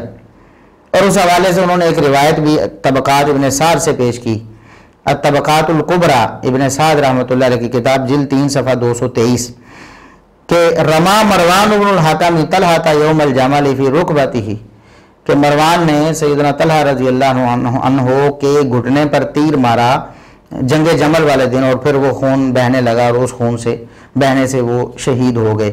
لیکن یہ روایت ثابت نہیں ہے، یہ روایت ثابت نہیں ہے. قیس بن ابی حازم، یہ پہلے بھی ہم ایک روایت کے بارے میں بات کرتے ہوئے یہ بات آپ کو اوریجنل سکین دے کر پیش کر چکے، ابھی بھی آپ کے سامنے سکین انشاءاللہ آ جائے گا کہ امام بخاری رحمۃ اللہ علیہ کے استاد امام علی بن مدینی رحمۃ اللہ علیہ جو ائمہ علل میں سے ہیں وہ فرماتے ہیں کہ قیس بن ابی حازم جنگ جمل میں شریک نہیں ہوا.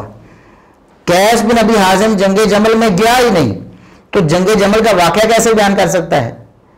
وہ اپنے گھر میں بیٹھا ہے قیس بن ابی حازم، جنگ جمل ادھر ہو رہی ہے، اب وہ واقعہ بیان کر رہا ہے جو مروان نے تیر مارا، تو ظاہر ہے کسی اور سے سنا ہوگا نا، خود تو دیکھا نہیں ہے.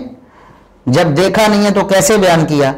روایت منقطع ہے، درمیان میں کوئی بندہ ایسا ہے جس نے اطلاع دی قیس بن ابی حازم کو، وہ بندہ ہمیں معلوم نہیں ہے. جو لوگ کہتے ہیں کہ یہ روایت صحیح ہے ان کی یہ ذمہ داری ہے کہ قیس بن ابی حازم اور مروان بن حکم کے درمیان کا وہ بندہ تلاش کریں جس نے یہ بات بیان کی، کیونکہ خود تو قیس بن ابی حازم نے مشاہدہ کیا ہی نہیں.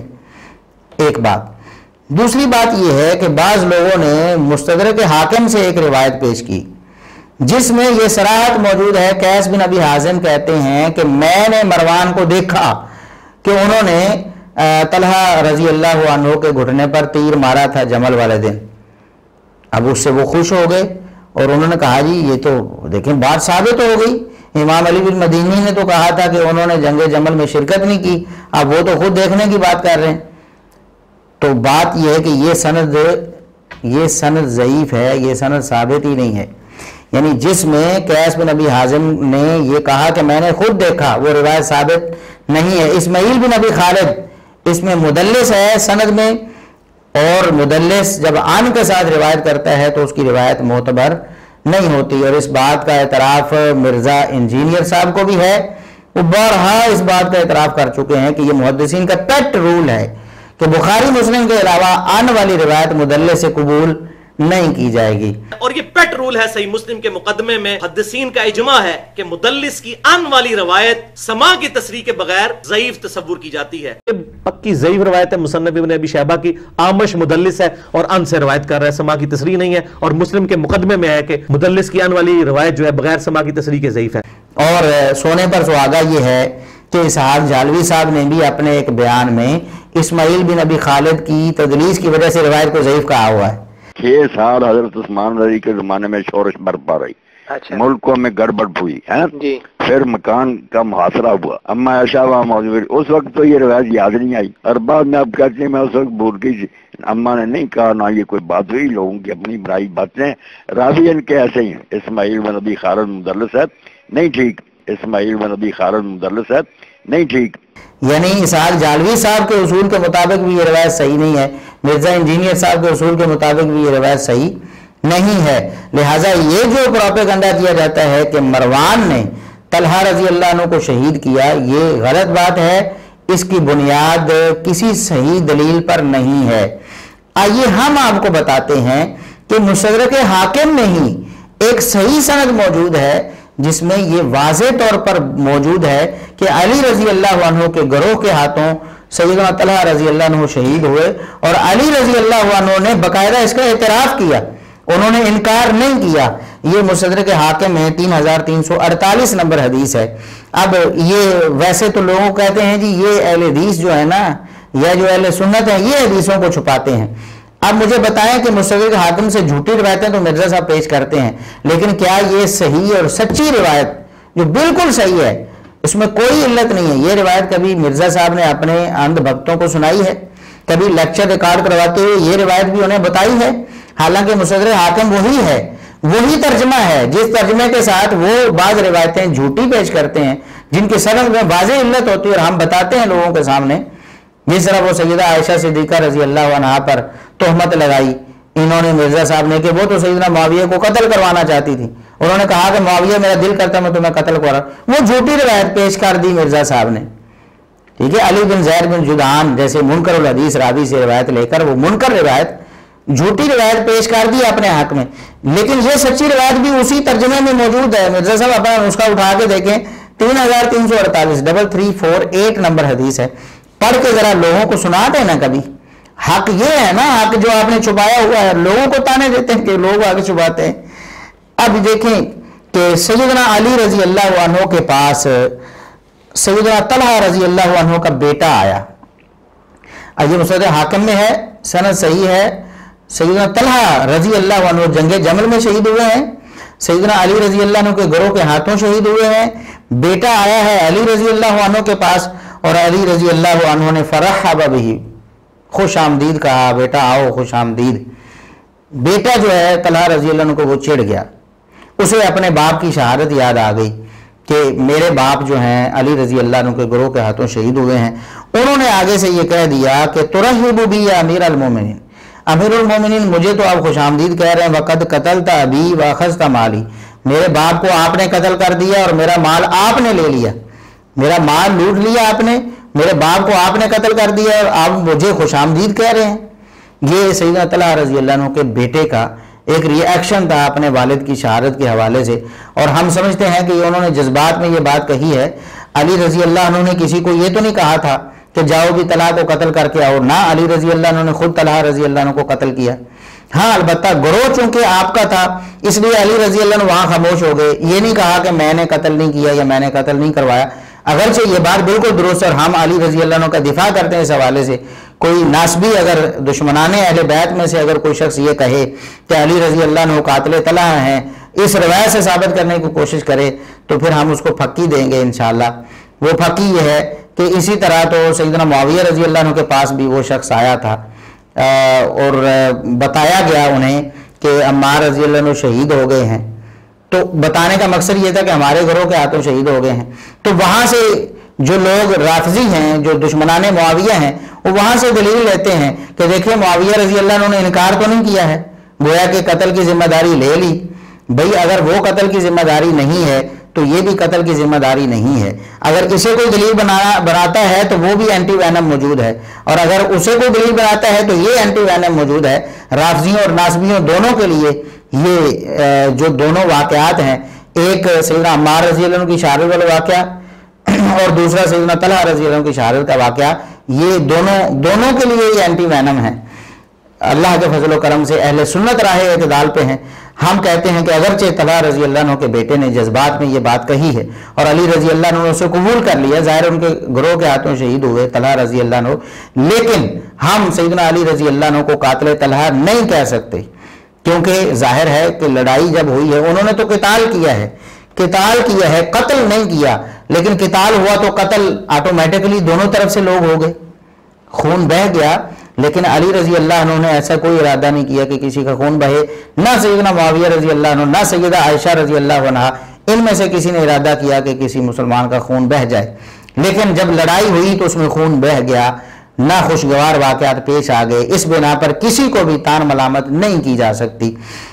اچھا، جب سیدنا علی رضی اللہ عنہ نے یہ سنا کہ طلحہ کا بیٹا مجھے کہہ رہا ہے کہ آپ نے میرے باپ کو قتل کر دیا اور میرا مال لے لیا ہے، انہوں نے آگے سے جواب دیا، ما مالو کا فہو ذا معزول فی بیت المال، اپنے مال کی بات کرتے ہو تو آپ کا مال تو بیت المال میں پڑا ہے، وہ آپ کو مل جائے گا۔ اور واما قولو کا قتل تھا ابھی، اور یہ جو تم نے کہا ہے نا کہ میرے باپ کو آپ نے قتل کیا، یعنی مجھے قاتل کہہ رہے ہو، تو فإنی أرجو أن أكون أنا وأبوك من الذين قال الله عز وجل ونزعنا ما في صدورهم من غل إخوانا على سرور متقابلين، مجھے امید ہے کہ کل قیامت کے دن اللہ رب العزت کے دربار میں جب ہم جائیں گے تو دونوں کو اللہ رب العزت جنت میں بھیج دے گا اور ہمارے آپس میں جو بھی اختلافات ہیں اللہ انہیں ختم فرما دے گا۔ یعنی دنیا میں جو بھی ہمارے آپس میں تھے، ظاہر ہے طلحہ رضی اللہ عنہ ناراض سے سیدنا علی رضی اللہ عنہ کی پالیسی سے، تب ہی تو نکل کے آئے ان کے خلاف، اور سیدنا علی رضی اللہ عنہ ان سے ناراض تھے کہ یہ کیوں مطالبہ کر رہے ہیں، تب ہی تو ان سے قتال کیا۔ تو یہ جو مخالفت تھی نا ہماری آپس میں، اللہ رب العزت یہ ختم کر دے گا، ہمارے سینوں میں محبت ہی محبت ہوگی اور ہم جنت میں تختوں پر ٹیکیں لگائے ہوئے ہوں گے، مجھے یہی اللہ رب العزت سے امید ہے۔ تو علی رضی اللہ عنہ نے اس بات کو مان لیا کہ میرے لشکر کے ہاتھوں ہی طلحہ رضی اللہ عنہ شہید ہوئے ہیں، ورنہ کہہ رہے تھے بھی اسے تو مروان نے مارا ہے، تمہارے اپنے لوگوں نے مارا ہے، ایسا نہیں کہا انہوں نے۔ اور یہ جو بعض لوگ پروپیگنڈا کرتے ہیں، مرزا انجینئر صاحب خصوصاً یہ پروپیگنڈا اس روایت کی بنا پر کرتے ہیں کہ علی رضی اللہ عنہ نے فرمایا کہ طلحہ و زبیر جو ہیں اور یہ جنگ جمل والے ہیں، ان کے اور میرے مابین جو بھی معاملات ہیں ہم ان کو ختم کر دیں گے۔ اللہ رب العزت نے فرمایا کہ ہم انہیں ختم کر دیں گے، اور علی رضی اللہ عنہ نے فرمایا قیامت کے دن ہم اکٹھے ہوں گے۔ وہ یہ تاثر دینا چاہتے تھے کہ شاید علی رضی اللہ عنہ یہ کہنا چاہ رہے ہیں کہ ان سے جو غلطی ہوئی ہے وہ اللہ معاف کر دے گا، حالانکہ علی رضی اللہ عنہ اپنے حوالے سے یہ بات کہہ رہے ہیں کہ میرے اوپر یہ الزام آیا ہے کہ میں نے طلحہ کو شہید کیا ہے۔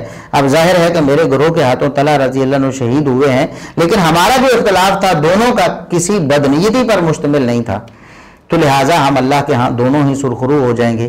اور یہی بالکل ہمارا عقیدہ ہے اللہ کے فضل و کرم سے۔ صحابہ کے مابین جو بھی اختلافات ہوئے، جتنے بھی جنگیں ہو گئی ہیں، جدال ہو گئے، اختلافات ہو گئے، مشاجرات ہو گئے، سب کے سب ہمیں اللہ رب العزت سے یہی امید ہے، بلکہ قرآن کریم کی آیات ہمیں یقین دلاتی ہیں، ہمیں یقین ہے اللہ کے فضل سے کہ سارے کے سارے صحابہ اللہ کے دربار میں سرخرو ہوں گے، سب جنت میں چلے جائیں گے، اور رافضی اور ناصبی दुश्मनान अहले बैत या दुश्मनान सहाबा दोनों रोते रह जाएंगे। आज दुनिया में झूठे दावे करते हैं, क़यामत के दिन झूठ नहीं चलेगा। अल्लाह रब्बुल इज़्ज़त दूध का दूध और पानी का पानी कर देगा। अल्लाह से दुआ है कि अल्लाह रब्बुल इज़्ज़त हमें हमेशा हक पर कायम दायम रखे और किसी भी इंतहा पसंदी में मुब्तला होने से हमें महफूज रखे।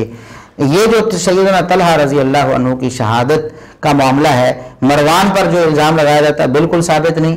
सैयदना अली रज़ी अल्लाह अन्हु के गुरोह के हाथों शहीद हुए हैं, लेकिन सैयदना अली रज़ी अल्लाह अन्हु को कातिल तलहा नहीं कहा जा सकता, न जिम्मेदारी डाली जा सकती है। इसी तरह सैयदना अम्मार बिन यासिर रज़ी अल्लाह अन्हु सैयदना मुआविया रज़ी अल्लाह अन्हु के गुरोह में कुछ लोगों के हाथों शहीद हुए और नबी पाक सल्लल्लाहु अलैहि वसल्लम ने बागी किन्हें कहा? कत्ल करने वालों को, ना कि किताल करने वालों को, लड़ाई करने वालों को बागी नहीं कहा, बल्कि लड़ाई करने वालों के बारे में नबी करीम सल्लल्लाहु अलैहि वसल्लम ने सही मुस्लिम की हदीस है अव्वल ताइफतैन बिल हक फरमाया कि दोनों ग्रोह हक पर होंगे, एक हक के ज्यादा करीब होगा। यानी दोनों ग्रोहों को जो किताल करने वाले हैं उन्हें हक पर कहा, जबकि अम्मार रजी अल्लाह अन्हु को जो कत्ल करने वाला है, जो जान से मारने वाला है, उसे नबी करीम सल्लल्लाहु अलैहि वसल्लम ने बागी कहा। ये एक जत्था था जो सैयदना मुआविया रजी अल्लाह अन्हु के ग्रोह में मौजूद था, तो ठीक है आप उन्हें बागी कहें, लेकिन इस वजह से सैयदना मुआविया रजी अल्लाह अन्हु को बागी या उनके साथियों को इस्तिलाहन बागी नऊजुबिल्लाह जो ये इस्तिलाह इस्तेमाल करके उन्हें बदनाम करने की कोशिश करते हैं, ये कतन गलत है। वरना ये एतराज़ सैयदना अली रजी अल्लाह अन्हु पर भी आ जाएगा कि उन्होंने भी तलहा रजी अल्लाह अन्हु को कत्ल करवाया या कत्ल किया नऊजुबिल्लाह, हालांकि वो उससे बरी हैं। तो सहाबा किराम के मबैन जो भी मामलात हुए, हम अल्लाह रब्बुल इज़्ज़त से दुआ करते हैं कि कभी भी हमारे दिल में ऐसी कोई बात किसी भी सहाबी के बारे में ना आए, क्योंकि ये हलाकत और बर्बादी है। हम उसी तरह सहाबा किराम से मोहब्बत रखते हैं जिस तरह अली रजी अल्लाह ने फरमाया कि मेरे और मेरे मुखालिफिन जो सहाबा हैं, क़यामत के दिन अल्लाह रब्बुल इज़्ज़त हम सबको जन्नतों में दाखिल कर देगा। इंशाअल्लाह ऐसा ही होने वाला है। अल्लाह रब्बुल इज़्ज़त हमें भी सहाबा और अहले बैत सबसे मोहब्बत करने की तौफीक अता फरमाए। जब तक हम जिंदा हैं इसी पर हम जिंदा रहें, मौत आए सहाबा और अहले बैत की मोहब्बत पर शहादत की मौत आए, और अल्लाह रब्बुल इज़्ज़त हमें क़यामत के दिन इन्हीं मोतबर और मुअज़्ज़ज़ हस्तियों के साथ जमा फरमाए। हशर अल्लाह रब्बुल इज़्ज़त इन्हीं के साथ करे और जन्नत में अल्लाह रब्बुल इज़्ज़त इन्हीं के साथ में हमें जमा फरमाए। व आखिरु दावाना अल्हम्दुलिल्लाहि रब्बिल आलमीन।